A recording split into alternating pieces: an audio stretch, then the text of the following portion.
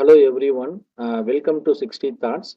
Today we are going to talk about what is generating function in discrete mathematics.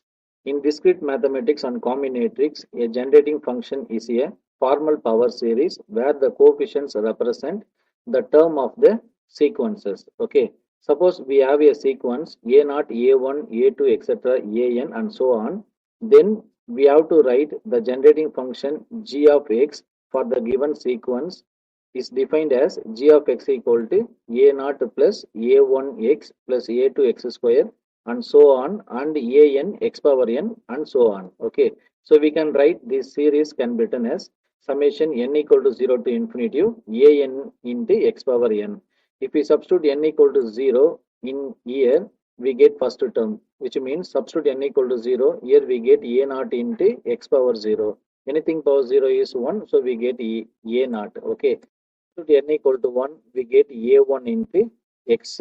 Substitute n equal to 2, a2 x square and so on. Okay, here an is nothing but the coefficients of x power n, which is nothing but nth term of the given sequences. G of x is called generating function for the given sequences a0, a1, a2 and etc.